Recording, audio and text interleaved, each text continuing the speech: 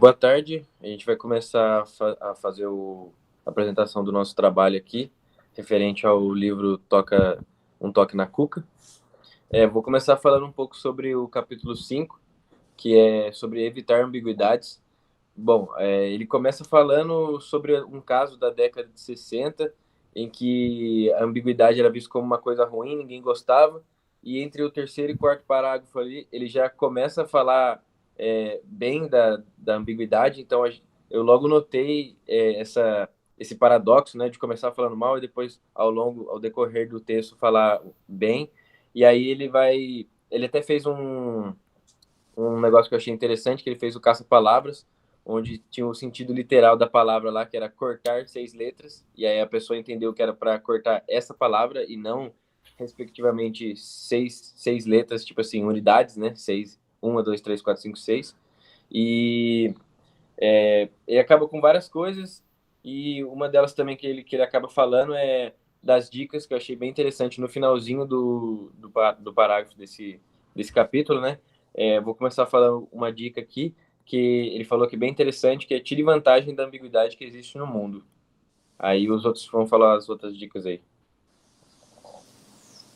Então, eu vou falar um pouco sobre a dica número 17, que fala que se você estiver apresentando algum trabalho para alguém e se aquilo tiver como ser respondido de forma criativa, é bom você apresentar para a pessoa de forma ambígua, para que ela consiga responder de uma forma mais criativa e viável possível. É isso. Bom, Eu eu vou falar vou. um pouco. Opa, Tá. Não, tranquilo. calma, eu vou ficar com a 18 mesmo? Pode ser, pode ser. Tá, demorou.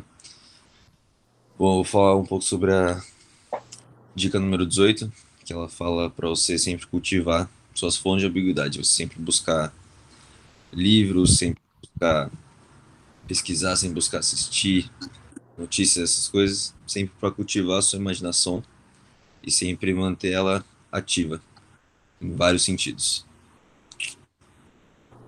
Próximo aí.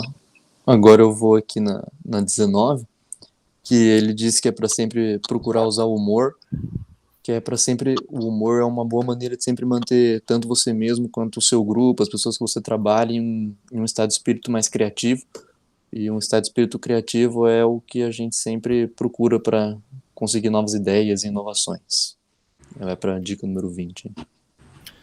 A dica número 20, ele fala, né, para você fazer uma descrição ambígua do trabalho que está sendo executado.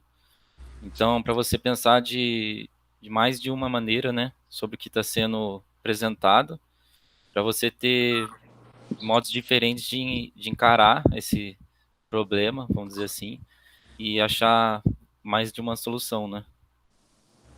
É isso.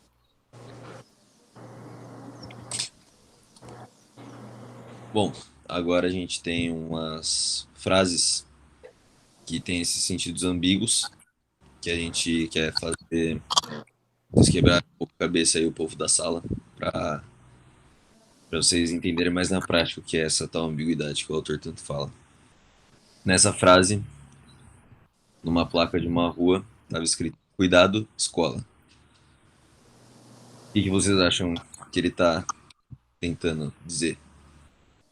Que é para você tomar cuidado porque aí tem uma escola perto e crianças podem atravessar a rua, essas coisas? Ou que você tem que tomar cuidado com a escola em si, porque a escola é perigoso, ninguém gosta, essas coisas?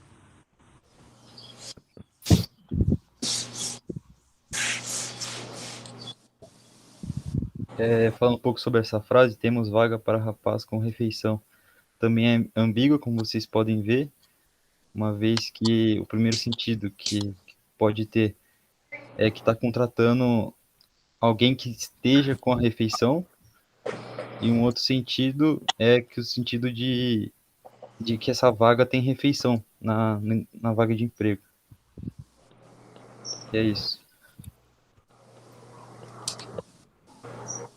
Bom, aqui nessa frase a gente pode chegar que o remédio para coração. Você tem o sentido que pode ser que o remédio ele para o seu coração, Então ele literalmente faz ele ficar parado e você morre por causa dele.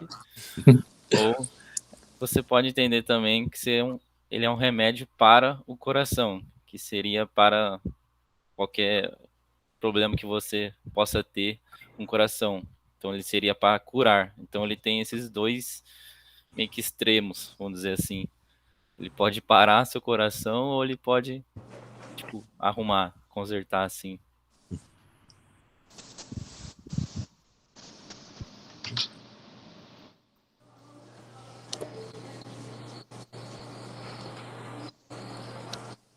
E a última é: casal procura filho sequestrado via internet. Já vão comentando aí no chatzinho o que vocês acham que significa essa frase, né? Aí ela tem dois sentidos, que é: casal procura filho sequestrado via internet, tipo assim, ele foi sequestrado pela internet, pelo computador ali, rede social e tal, ele é um viciado no computador. E outra que o casal está procurando filho via internet, ou seja, buscando pela internet, postando foto em alguma rede social e tal. Esses são os dois significados aqui que eu achei. Foi bem interessante essa frase aqui. Agora a gente vai dar continuidade para ver algumas imagens que tem duplo sentido, tem alguma coisa levada para o lado criativo. Você tem duas coisas, a possibilidade. Tem muitas pessoas que vê uma coisa primeiro e a outra coisa em segundo, e outras pessoas. Vocês vão entender agora. Coloca aí pra gente. Bom, como a gente pode ver aí, essa é uma imagem um pouco mais simples, um pouco mais direta, né? Que mostra um pouco que a gente já é bem objetivo na nossa visão quando se trata de coisas ambíguas. Às vezes a gente foca bastante no que a gente realmente quer ver. E aí a gente vê, bom, comentei o que vocês viram, acho que é um pouco óbvio, né? Ou você vê uma maçã, ou você vê uma borboleta. Isso mostra um pouco já o início da nossa apresentação aqui, como você pode ver duas coisas na mesma imagem. Essa Então, segunda imagem já começa a ficar um pouquinho mais complicado o negócio. Na primeira vista, muitas pessoas podem reparar no rosto que é formado aqui pelas figuras, aparenta ser um rosto de um homem, mas se você olhar mais atentamente, você percebe que na verdade você tem outro homem de corpo inteiro na imagem, junto com uma mulher. Também tem alguns outros elementos que podem passar despercebidos, porque a sua atenção fica focada nisso, mas você tem, por exemplo, um pássaro aqui em cima, até mesmo um cachorro dormindo na rua, e que às vezes à primeira vista esses elementos passam no cenário batidos, mas é uma imagem que pode trazer já mais alguns significados aí escondidos nela.